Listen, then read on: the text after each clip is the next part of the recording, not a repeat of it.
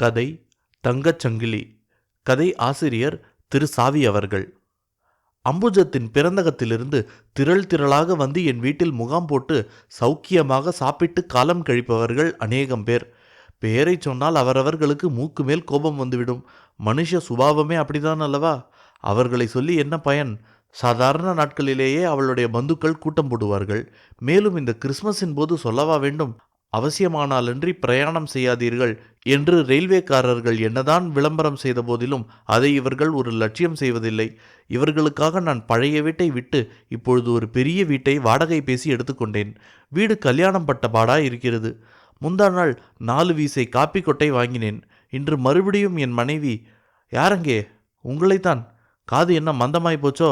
நான் ஒருத்தி இருக்கிற வரைக்கும் உங்களுக்கு அப்படித்தான் இருக்கும். காப்பி கொட்டை ஆயிடுத்துன்னு காலம்பரை பிடிச்சு சொல்கிறேன், காதில் விழல என்ன என்றாள். என்னத்த பண்ணுகிறது? சதா சர்வகாலமும் வேலைக்காரன் காப்பி கொட்டை இடித்தபடியே இருக்கிறான்.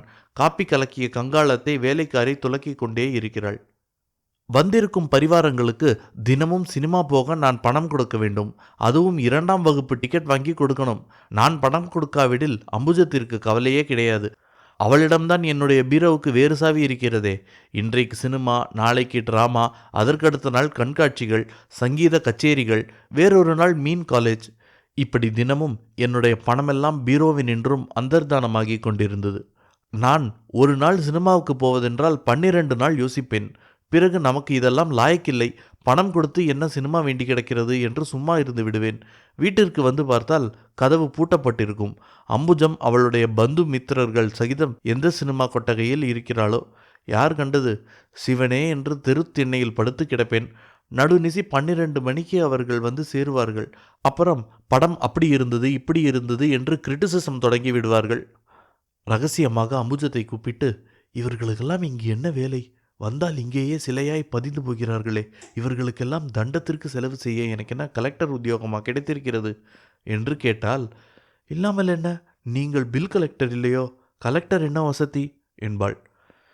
சரி, அவர்களெல்லாம் இங்கே வந்து சுமார் 2 மாதம் ஆயிருக்கும் போல் இருக்கே, வந்தபடி போய் தொலையிறது தானே என்று கேட்டால், நன்னாய் சொன்னேலே, இவர்களெல்லாம் நம் வீட்டுக்கு வரத்தக்க மனுஷாலா என்ன?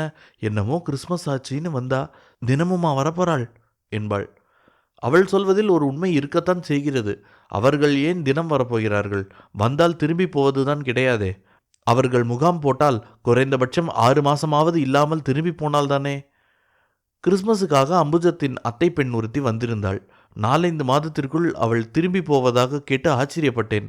இன்னும் பிரயாணத்தை ஸ்திரம் பண்ணவில்லை என்றும் 10 தினங்களில் போக வேண்டும் என்றும் சொல்வதாகவும் அம்புஜம் என்னிடம் சொன்னாள். ஆமாம், அதற்கு என்ன பண்ண வேண்டும் என்கிறாய்? என்னத்தை பண்ணிவிட போறீள்? அவளுக்கு ஏதாவது செய்து தான் அனுப்பணும். வெறுமனே அனுப்பினால் நன்றாயிராது. அவள் ரொம்ப நாளாய் ஒரு வடத்தில் செயின் வேண்டும் என்று கேட்டுக்கொண்டிருக்கிறாள்.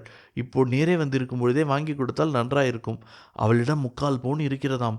பாக்கி நீங்கள் போட்டால் போதும். அப்புறம் உங்கள் இஷ்டம். நான் சொன்னபடியா நடக்கப் போகிறது என்று இவ்வளவையும் சொல்லி குறைபட்டு கொண்டாள்.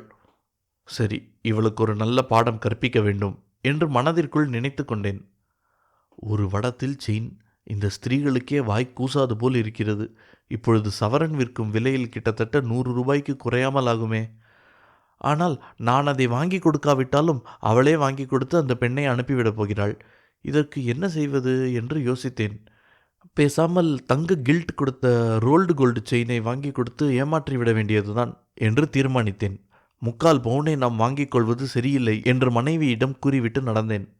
நகைக்கடையை அடைந்தேன். அங்கே ஒரு வியாபாரி ஒரு ரோல்டு கோல்டு செயினை எடுத்து காண்பித்து, விலை 3 ரூபாய் 20 பைசா ஆகும் என்றான். எனக்கு உள்ளுக்குள் ஆனந்தம் பொங்கியது. 3 ரூபாய் 20 பைசாவிற்கு ஒரு செயின் கிடைப்பதென்றால் யாருக்குத்தான் இராது? அதுவும் இந்த மாதிரி சந்தர்ப்பத்தில். கடைக்காரரிடம் நான் சாயந்தரம் என் மனைவியுடன் வருவதாக சொல்லி இதே செயினை அசல் தங்கம் என்றும் விலை ரூபாய் 288.88 என்றும் சொல்லும்படி ஏற்பாடு செய்திருந்தேன்.